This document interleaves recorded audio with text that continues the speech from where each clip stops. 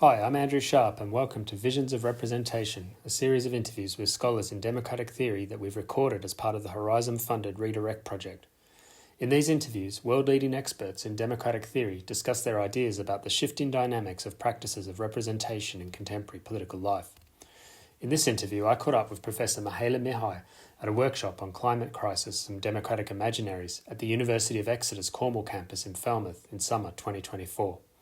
We discussed her article, Foundational Moments, Representative Claims and the Ecology of Social Ignorance, in which she analyses how representative claim-making can nurture active ignorance in society. I began by asking Professor Mihai why elite manipulation presents a problem for constructivist theories of representation, which emphasise the role that representatives play in producing the constituencies that they claim to represent. But the problem of accountability for claim making, representative claim making, within the constructivist perspective, affects not only non-elected representatives, it also affects elected representatives. So if you accept the constructivist premise that in articulating a representative claims, the representative constitutes, brings into being, interpolates, constructs the interest of a constituency at a certain moment in time, then how can you hold them accountable? And the constructivists have tried to articulate a notion of accountability that is retrospective, first of all, so they are held accountable retrospective. So it's not responsiveness that will decide whether a representative is accountable to their constituency, but it's the retrospective judgment of that constituency after the fact, once the representative claim has been made. So we look forward, what have they said? Do we accept it or do we not accept this claim as representing us, right? So the success of a representative claim is always retrospective. So this is the constructivist solution to this concern about how do you hold people accountable if it's not your pre-existing interest they're representing, but they are constituting and invoking a certain vision of your interests that you are then asked to accept or reject, right? So that's how they think about representation. And for constructivists, they think everything is okay as long as the context within which representation takes place is that of an open society. So basically, they operationalize this idea of the open society in two ways. They think about, well, are there enough opportunities, multiple opportunities for opinion formation and for contestation, right? So these are the ways in which they think accountability processes are possible within an open society, and they think that the availability of multiple sites where people can form opinions and multiple sites where people can dissent and express their disaffection with representative claims, they think that ensures what they call system reflexivity. This is a term that Lisa Dish has coined to describe these formal, functional prerequisites for the very possibility of holding representatives accountable on the constructivist perspective. And they think that the only problem that can emerge is that of elite manipulation, right? So they think, well, there's always this risk, even within an open society, that elites might manipulate their constituencies, and even if there are multiple sites, elites might actually, due to the kind of standing they have and the epistemic credibility that they have, they might manipulate their intended constituency. And I think that it's an important, recognition of the limits of this account, but it doesn't go far enough. And I think it doesn't go far enough because this idea of manipulation, if we think about it theoretically, it presupposes some form of intentionality and some form of agency that I think doesn't fully capture what happens in radically imperfect democratic societies such as ours, right? The vision of democracy that the constructivists outline for us as kind of featuring this characteristic of system reflexivity is a formal one. So for as long as there are a multitude of opportunities for people to get educated politically, to get informed politically, to learn about politics, to interact with their representatives, as long as there are open channels of communication between the representatives and their intended constituency, things should be okay. I'm a little bit skeptical of manipulation tout court, for explaining political processes because of this kind of strong agentic flavor and this kind of strong intentional flavor. I come from a more structuralist, critical, theoretical perspective, and I think that, of course, it is important to think about who the political elites are, and the political elites who are articulated claims about the nation, about the future, about the past, in the context of Brexit, but basically in any kind of context. I think it gives us a rather limited image of what's going on politically if we focus on the intentionality of elites. In the paper, I try to say that representation and this kind of problematic understanding of how representative claims can contribute to the reproduction of a skewed understanding of political reality. This is important in what I call foundational moments when societies refound themselves. Some people call these extraordinary constitutional moments, because then, of course, there's a greater opportunity to switch the terms of the common sense or to transform the ways in which reality is constructed and understood more broadly. But I think that it happens also in more mundane processes of political representations at all times.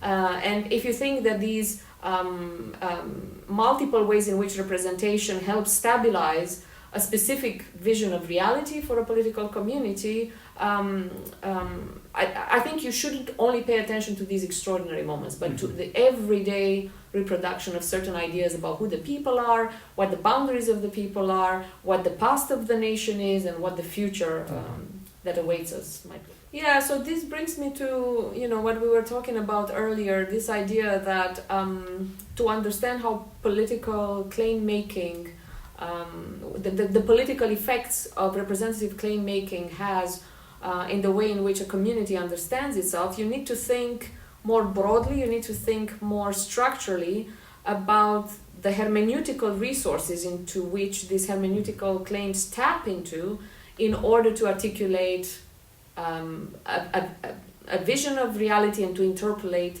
a constituency into being. So it's very important to think about broader structures of meaning, broader constellations of power, broader established common senses that get activated selectively in representative claim making. And so I try to move away from this idea of manipulation and to talk about how representation can be a dynamo in processes of reproducing an ecology of social ignorance. The recent work in social epistemology provides us with some interesting concepts to figure out what's going on if manipulation is not what we think is going on.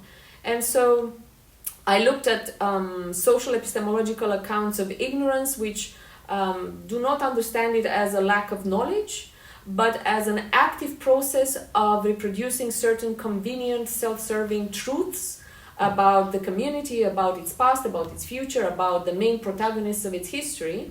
And this is not something that happens without the active participation of individuals, but it is a collective process that gets institutionalized over time in the educational system, in the legal system, in the distribution of power and privilege within a society. And so certain visions of the nation, of its history, of its attributes, of its limits, of its boundaries, certain visions of its future get institutionalized transgenerationally through processes of meaning making. But I want to also specify that this is not merely a discursive process, but it has important material implications. And how you understand the nation, how you understand who belongs and who doesn't belong, for example, will have massive repercussions materially in terms of who enjoys certain privileges and who is relegated to the dustbin of history, but also to the dustbin of the present, right? And who is marginalized politically, culturally, socially. And if we think that representative claims, in order to be culturally legible, they must tap into these common senses, then you can see how they help reproduce these problematic, skewed, self-serving, exclusionary common senses over time. And this is something that I think presupposes a broader understanding of agency, of intentionality, than that is captured by the concept of manipulation. And there were several things that I was trying to accomplish by using this language of ecology. First of all is this concern that people, because of the turn to social epistemology, which in philosophy tends to be quite discursively oriented, I wanted to bring it down and to show that it's not merely a discursive phenomenon, but it is materially grounded in institutions, right? So that was the first concern I had, and why I thought an ecology materializes the discursive, right? So it's not just about ideas that travel, but it's also about the way in which they structure and organize our institutions, our distributions of power, of privilege, of marginalization, access to certain goods, access to public space, access to different forms of power and capital, right? So that was the first thing I wanted to do. So it is, in a sense, it goes all the way through, right? So that was the first thing to say.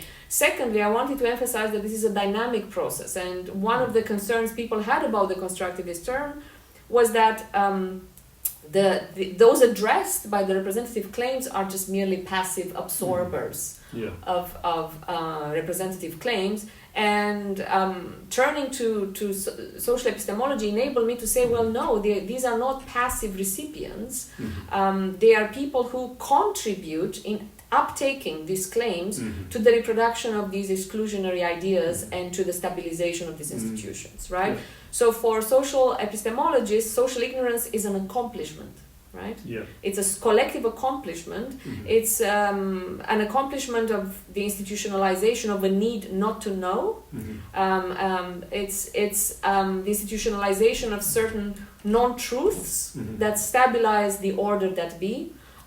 And representatives and the represented simultaneously contribute to this process of stabilization. The fact that it's exclusionary and it's inegalitarian makes it a very big problem for democracy, because it blocks the expansion of our understanding of the demos, and it doesn't take into account the ever-changing conditions within which democracies work.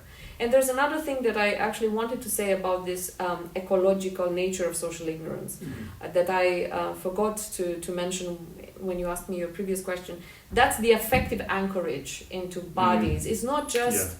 Right, so this concern with materiality is not only a concern with institutions, but it's a concern with the ways in which these ideas of skewed common senses are actually anchored within the bodies of citizens, are embodied processes, they are effective processes.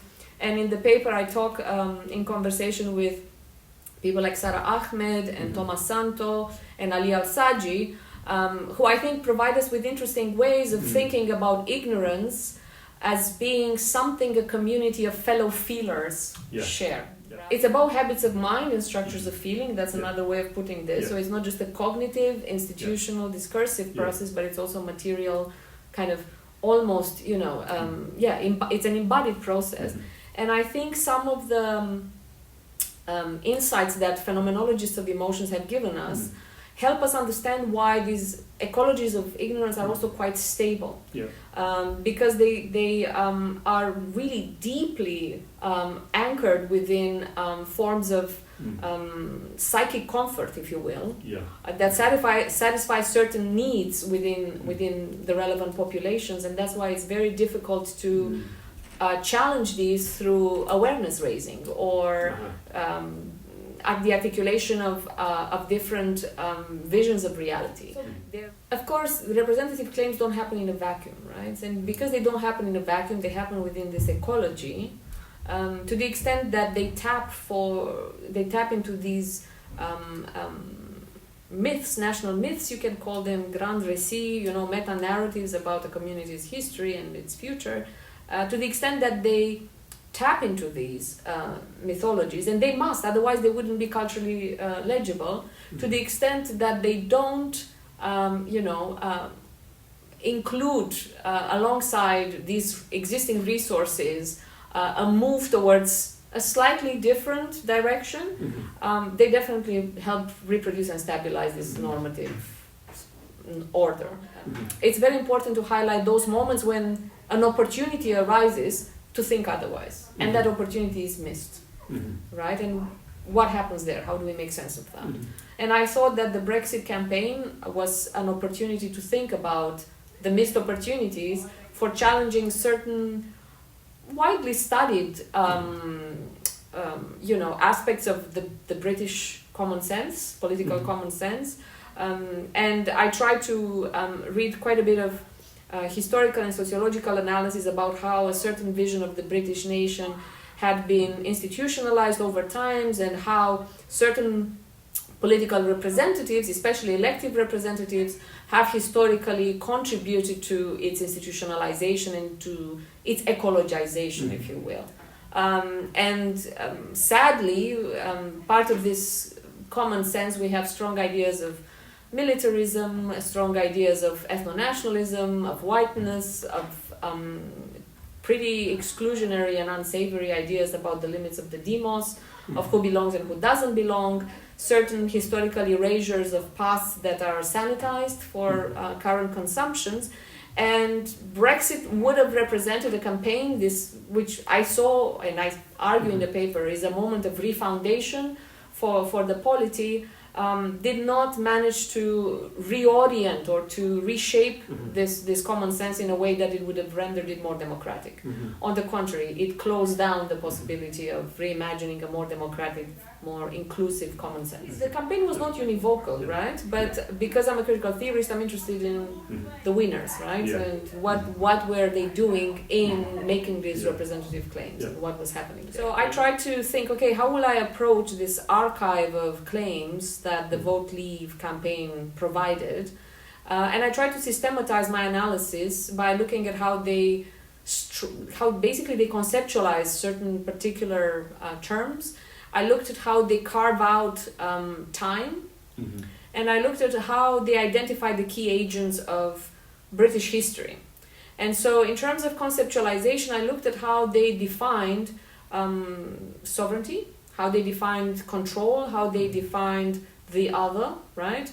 And so it's very clear that sovereignty is really reduced to who do we have the right to deport? And it's a very shocking realization when you go through all the statements made by the leaders of this campaign, that the idea of sovereignty was not about how can we make our community flourish, was how can we make sure that we kick out those who have abused our supposed hospitality. So I don't think it's elite manipulation, because to understand it you have to look back into how a particular vision of history has been stabilized after World War II in Britain. And as I said, there's a plethora of research in sociology, in history, that traces how certain ideas that the Vote Leave campaign articulated can be traced back to certain visions of history that were institutionalized in the British educational system. It can be traced back to certain changes in the history curriculum that were initiated a long time, can be traced back to how Britain changed its citizenship laws over time and how racialized those have been. It can be traced back to how certain ideas of British history as a celebration history was initiated, especially by Michael Gove, for example, since 2010. So you have multiple moments in the history of the 20th century and the 21st century where you can trace these ideas and you can build those genealogies of these ideas and see how they have evolved over time, how they have institutionalized themselves over time, and how, of course, once you get to the Vote Leave, they are not surprising anymore. So it's not only about these particular people who belong to, most of them belong to a particular socioeconomic elite, are articulating and trying to manipulate other people. It's about how they rely on existing common senses that have crystallized over time and have been institutionalized, so that, what they say today is no surprise at all. I'm currently writing a paper with a colleague. So I'm Romanian, he's Romanian, but we both work outside of Romania. And we're trying to write a paper about a specific version of the far right that's kind of gaining ground in Romania since 2019, 2020, especially since the pandemic. So we try to analyze really in depth the political platform, all the documents, all the interviews, all the press releases of this far right party in Romania, and we realized that, of course, in the same way that the Brexiteers were invoking this language of anti-colonialism to challenge Europe, they were also doing this. They were also invoking this language of anti-colonialism. However, this is where it gets interesting. You need to really go in depth historically to see the genealogy of this idea of anti-imperial and anti-colonial language in order to see why in Romania it sticks. Because if it were just a mere import from the West, it wouldn't stick. But these leaders, and there are two leaders of this far-right party, they are tapping into old histories, 19th century histories, of nationalism, of anti-imperial politics. Romania was, dominated and had certain territories administered by various empires, and in the 19th century, like elsewhere, you have various articulations of nationhood, and you have the flourishing of anti-imperial language, which comes with a lot of nasty baggage, and this is being reprised in the 20th century by far-right interwar political forces. It then gets taken up by the nationalist communist regime that ruled Romania for over 40 years, and now it has a renaissance again in the far right. So, of course, contextualism and this kind of analysis of the ecology of ignorance as it stabilizes itself over time prevents me and my co-author from seeing this as a mere, translation of Western ideas into Eastern soil, right? And if you see how these parties tap into these ecologies of ignorance, then you will understand how difficult it will be for them to be challenged, right? So, and as I said earlier, no ecology is totalizing in the way that, might lead some to think that we are deterministic here. I think there are always dissenting voices, there are always refuseniks, there are always people who will try to articulate alternative visions of reality. But for as long as we don't see the structural underpinnings, they're anchoring into embodiment, into affective registers, into emotions, into institutions, then we won't get very far. And the proponents and those who benefit from the stabilization of certain hegemonic common senses are difficult to challenge because manipulation is not the name of the game, because they are not doing this only in this hyper-intentional, strategic, individualized way, but they are themselves products of this ecology that they help reproduce with the help of those who are themselves limited in their vision of reality, and they can't think otherwise, and they can't imagine otherwise, or they can't feel otherwise. Mihaela, thanks so much for talking to us. Sorry for the depressing conclusion. That was great. Thanks a lot. Thank you very much for the chance to talk to you.